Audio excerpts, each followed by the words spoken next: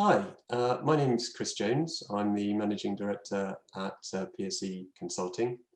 As part of our Payment Innovation Series, today I'm pleased to be talking to Ralph Gladys, who is the founder and CEO at Computop, who are a leading gateway and payment services provider based in Germany. Hi, Ralph. Hi, Chris.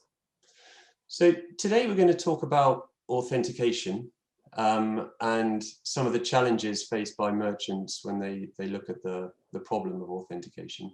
But perhaps we could start our conversation today by you outlining what you see the major issues, problems and concerns faced by merchants when they look at the topic of authentication. Well, right now we are typically talking about authentication in terms of payments when it comes to authenticate payments at the end of a shopping process because of PSD2 and strong customer authentication. However, we should have a broader look at it because authentication is not only about payments, of course, and there are advantages to good authentication procedures far beyond payments. So what's the problem? So why should we change something? Well, authentication is often the beginning of a shopping journey too, because you should or you must log in to a merchant's shop system.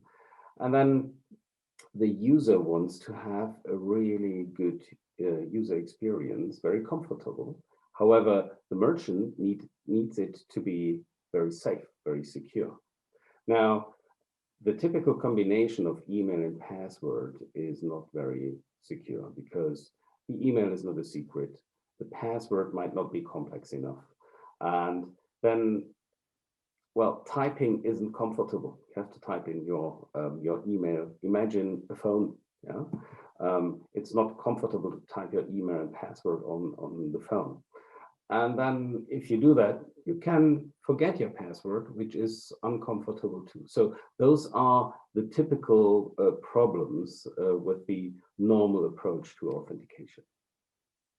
And so maybe you could outline where you see the benefits are of merchants taking more control over that authentication process. Well, let's again not start with payments, but with the normal login at an online shop. If you take control about the process, you can provide a really secure login and avoid account takeover. Yeah? Provide a comfortable authentication standard through all countries and through all of your maybe international shop systems, so that users from wherever they come, they do have the same experience, and your call center agents can help consumers if they have any kind of difficulties with it. If there are different methods of authentication, it's much more difficult to provide a good service. Yeah? And then, of course, talking about the very important subject of conversion, it is important to have a standard across all the countries, a standard for each merchant, because right now with PSD2 and strong customer authentication, every bank has its own authentication method. And as a merchant, this is not very practical because you don't know what the experience of your user is. And if it doesn't work, if he has any kind of problem, you can't help as a merchant because you don't know how the authentication method works. So it's about standardization. It's about the merchant to be sure that every user has a good and the same user experience. So the first goal of every merchant, however, should be to avoid authentication with payments right from the beginning. So it's about finding the right exemptions from authentication, Exemptions could be low value exemptions. Exemptions could be transaction risk analysis.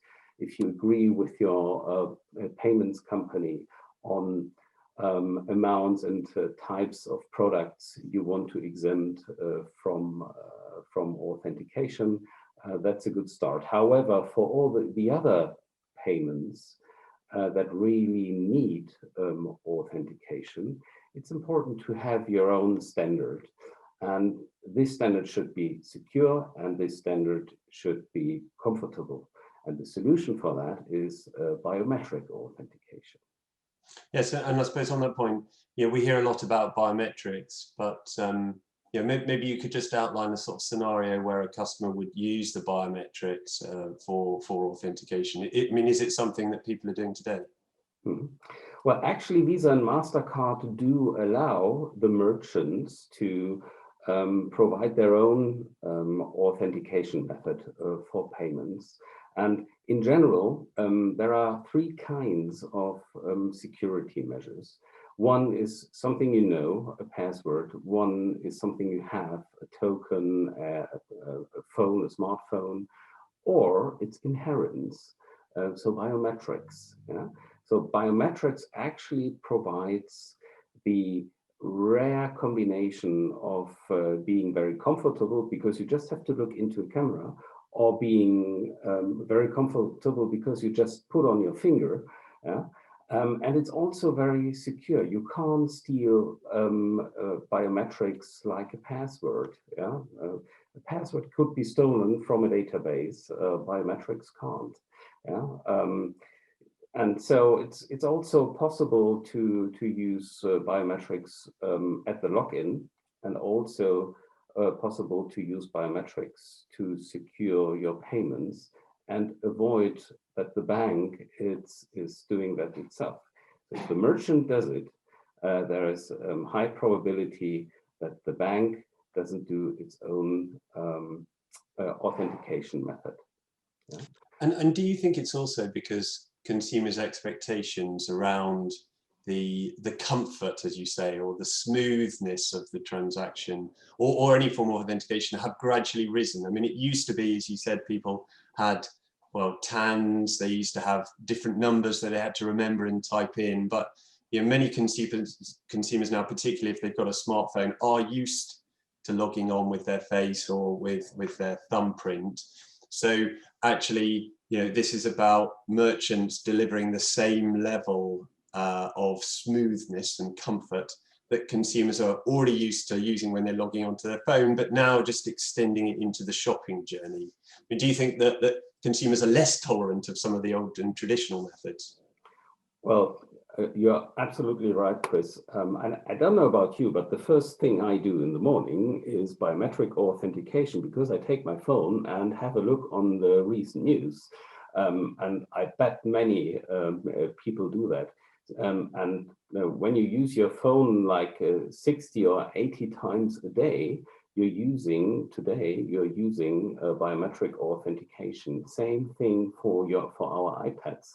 And there are more and more devices like laptops or mouse pointers, that have biometric sensors included, like a camera or a FIDO compliant fingerprint sensor, and so on. So yes, it's a user expectation, and it's not only the expectation. Even as a merchant, if you have the possibility to be better and to differentiate from your competitors, well, let's provide comfortable solutions to the user, which is also giving the merchant a better security. Again, biometrics is a rare combination where you get better comfort together with better security. Normally, it's a trade-off.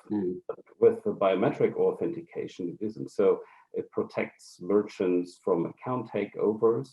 It protects the payment from fraud, and it can be, with delegated authentication, it can be standardized across all of Europe, and it provides a comfortable solution to users.